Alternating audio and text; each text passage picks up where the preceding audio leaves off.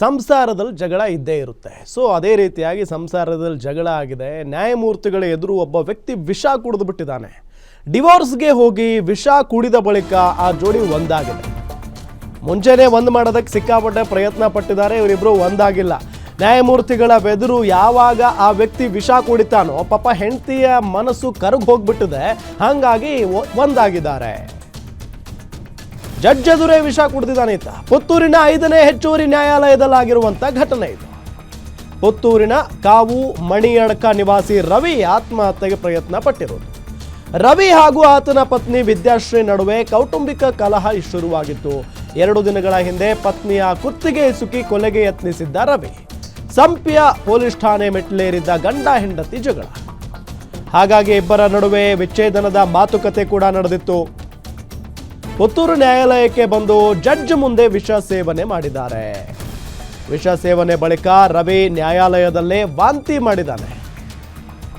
ತಕ್ಷಣ ಎಚ್ಚೆತ್ತು ಪುತ್ತೂರು ಸರ್ಕಾರಿ ಆಸ್ಪತ್ರೆಗೆ ಆತನನ್ನ ರವಾನೆ ಮಾಡಲಾಗಿದೆ. ಕೀಟನಾಶಕ ಸೇವಿಸಿ ಆತ್ಮಹತ್ಯೆಗೆ ಯತ್ನಿಸಿದ್ದಾನೆ ರವಿ ಅನ್ನೋದು ಗೊತ್ತಾಗ್ತಾ ಇರುವಂತ ಸಂಗತಿ. ಆತ್ಮಹತ್ಯೆ ಯತ್ನದ ಬಳಿಕ ಗಂಡ ಹೆಂಡತಿ ಒಂದಾಗಿದ್ದಾರೆ. ಆಸ್ಪತ್ರೆಗೆ ಒಂದೇ ಆಂಬ್ಯುಲೆನ್ಸ್ನಲ್ಲಿ ದಂಪತಿ ಹೋಗಿದ್ದಾರೆ. ಸಂಸಾರದಲ್ಲಿ ಜಗಳ ಆಗಿದೆ. ಹಂಗಾಗಿ ಜಡ್ಜ್ ಎದುರೇ ವಿಷ ಕುಡಿದು ಬಿಟ್ಟಿದ್ದಾನೆ ವ್ಯಕ್ತಿ. ಜಗಳ ಆಗುವುದಿಲ್ಲ ಇವ್ರದ್ದು. ಸೊ ಅದು ದೊಡ್ಡ ಮಟ್ಟದಲ್ಲೇ ಹೋಗಿದೆ. ಡಿವೋರ್ಸ್ಗೆ ಹೋಗಿದೆ. ಸೊ ಅದಾದ ನಂತರ ಆತ ಜಡ್ಜ್ ಎದುರು ನಿಂತ್ಕೊಂಡಾಗ ಕೀಟನಾಶಕ ಇರುತ್ತಲ್ಲ ಅದನ್ನು ಸೇವಿಸ್ಬಿಟ್ಟಿದ್ದಾನಂತೆ. ಸೊ ಅದಾದ ನಂತರ ಅಲ್ಲೇ ಕೋರ್ಟ್ನಲ್ಲೇ ವಾಮಿಟ್ ಕೂಡ ಮಾಡಿದ್ದಾನೆ. ಆಸ್ಪತ್ರೆಗೆ ಕರ್ಕೊಂಡು ಹೋಗಬೇಕಾದಂಥ ಸಂದರ್ಭದಲ್ಲಿ ಆಂಬ್ಯುಲೆನ್ಸ್ನಲ್ಲಿ ಆ ಗಂಡನ ಜೊತೆಗೆ ಹೆಂಡತಿ ಕೂಡ ಹೋಗಿದ್ದಾಳೆ. ಸೊ ಅಲ್ಲಿಂದ ಇಬ್ಬರು ಒಂದಾಗಿದ್ದಾರೆ ಅನ್ನೋದು ಗೊತ್ತಾಗ್ತಾ ಇರುವಂಥ ಸಂಗತಿ.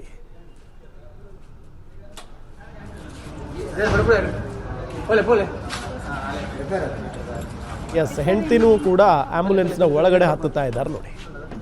ಅಂದರೆ ಯಾವುದೋ ಒಂದು ಕ್ಷುಲ್ಲಕ ಕಾರಣಗಳಿರ್ತವೆ. ಪ್ರತಿನಿತ್ಯ ಗಂಡ ಹೆಂಡತಿ ಅಂತ ಅಂದರೆ ಜಗಳ ಇದ್ದೇ ಇರುತ್ತೆ. ಸೊ ಅದೆಲ್ಲ ಮೀರಿ ಒಂದು ಬಾಂಡಿಂಗ್ ಅನ್ನೋದು ಇದ್ದೇ ಇರುತ್ತೆ. ಸೊ ಅದಕ್ಕೆ ಉದಾಹರಣೆ ಇದು. ಅವರಿಬ್ಬರ ನಡುವೆ ಎಷ್ಟೇ ಮನಸ್ತಾಪ ಜಗಳ ಇದ್ರೂ ಕೂಡ ನೋಡಿ, ಗಂಡ ವಿಷ ಕುಡಿದು ಆಸ್ಪತ್ರೆ ಪಾಲಾಗ್ತಾನೆ ಅಂತ ಗೊತ್ತಾದ ತಕ್ಷಣ ಡಿವೋರ್ಸ್ಗೆ ಹೋಗಿದ್ದಂಥ ಹೆಂಡತಿ ತಕ್ಷಣನೇ ಆಂಬ್ಯುಲೆನ್ಸ್ ಹತ್ತುತ್ತಾಳೆ ಆತನ ಜೊತೆಗೆ ಅಂತ ಅಂದರೆ ನಿಜಕ್ಕೂ ಅವರಿಬ್ಬರ ನಡುವೆ ಆ ಪ್ರೀತಿಯ ಒಂದು ಒಳ್ಳೆ ಭಾವನೆ ಇದ್ದೇ ಇರುತ್ತೆ. ಡೀಟೇಲ್ಸ್ ಕೊಡ್ತಾರೆ ನಮ್ಮ ಮಂಗಳೂರು ರಿಪೋರ್ಟರ್ ಆದಿತ್ಯ ರಾವ್ ಸಂಪರ್ಕದಲ್ಲಿದ್ದಾರೆ. ಆದಿತ್ಯ, ವಿಚಿತ್ರವಾದಂಥ ಘಟನೆ ಇದು. ಡಿವೋರ್ಸ್ಗೆ ಹೋದಂಥವ್ರು ಒಂದಾಗಿದ್ದಾರೆ ಅಂತ ಅಂದರೆ ಸೋ ನೈಸ್. ಡೀಟೇಲ್ಸ್ ಕೊಡ್ತಾ ಹೋಗೋದಾದ್ರೆ.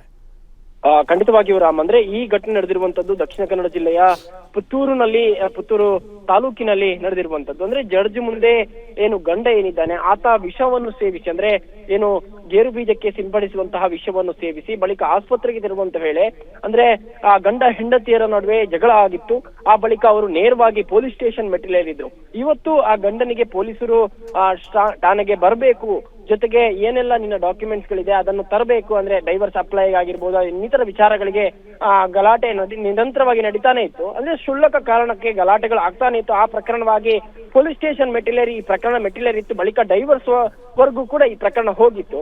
ಆದ್ರೆ ಗಂಡ ಏಕಾಏಕಿ ಪೊಲೀಸ್ ಸ್ಟೇಷನ್ಗೆ ಹೋಗೋ ಬದಲು ನೇರವಾಗಿ ನ್ಯಾಯಾಲಯದ ಆವರಣದಲ್ಲಿ ಹೋಗಿ ಜಡ್ಜ್ ಒಳಗೆ ಹೋಗುವಂತಹ ಸಂದರ್ಭದಲ್ಲಿ ಅಲ್ಲಿ ಅವರ ಮುಂದೆನೇ ವಿಷವನ್ನು ಸೇವಿಸಿರುವಂತದ್ದು. ಆ ಬಳಿಕ ಅಲ್ಲಿದ್ದಂಥವರೆಲ್ಲರೂ ಕೂಡ ಸೇರ್ಕೊಂಡು ಅವನನ್ನು ಸರ್ಕಾರಿ ಸ್ಥಳೀಯ ಆಸ್ಪತ್ರೆಗೆ ಸೇರಿಸಿದ್ರು. ಆ ಬಳಿಕ ಆತನನ್ನು ಅಲ್ಲಿಂದ ಮಂಗಳೂರಿಗೆ ಅಂದ್ರೆ ಹೆಚ್ಚಿನ ಚಿಕಿತ್ಸೆಗಾಗಿ ಮಂಗಳೂರಿಗೆ ರವಾನೆ ಮಾಡುವಂತಹ ಸಂದರ್ಭದಲ್ಲಿ ಹೆಂಡತಿ ಕೂಡ ಜೊತೆಯಾಗಿರುವಂತದ್ದು. ಅಂದ್ರೆ ಡೈವರ್ಸ್ಗಾಗಿ ಅಪ್ಲೈ ಮಾಡುವಂತ ಹೋಗ್ಲಿಕ್ಕಿದ್ದಂತಹ ಇಬ್ರು ಗಂಡ ಹೆಂಡತಿಯರು ಈ ಕಾರಣದಿಂದ ಇದೀಗ ಒಟ್ಟಿಗೆ ಆಗಿ ಅವರು ಆಸ್ಪತ್ರೆಗೆ ತೆರಳಿರುವಂತಹ ಘಟನೆ ನಡೆದಿರುವಂತದ್ದು. ಅಂದ್ರೆ ಮುಖ್ಯವಾಗಿ ಗಮನಿಸಬೇಕು, ಗಂಡ ಹೆಂಡತಿಯರ ನಡುವೆ ಅನೇಕ ಜಗಳಗಳು ವೈಮನಸ್ಸುಗಳು ಇರುತ್ತೆ. ಆದ್ರೆ ಈ ವಿಚಾರಗಳು ಬಂದ್ರೆ ಅಂದ್ರೆ ಒಂದು ಜೀವದ ವಿಚಾರ ಬಂದ್ರೆ ಇಬ್ರು ಕೂಡ ಒಂದಾಗ್ತಾರೆ ಅಂತ ಹೇಳುವಂತಹ ನಿಟ್ಟಿನಲ್ಲಿ ಈ ಒಂದು ಪ್ರಸಂಗ ನಡೆದಿರುವಂತದ್ದು. ಅಂದ್ರೆ ಕ್ಷುಲ್ಲಕ ಕಾರಣಕ್ಕೆ ಆತ ವಿಷ ಸೇವಿಸಿದ್ದ, ಅಂದ್ರೆ ಹೆಂಡತಿಯ ಜೊತೆ ಜಗಳ ಆಗಿರ್ಬೋದು, ಮನೆಯಲ್ಲಿ ಕಲಹ ಆಗಿರ್ಬೋದು, ಈ ವಿಚಾರವಾಗಿ ಆತ ವಿಷ ಸೇವಿಸಿದ್ದ.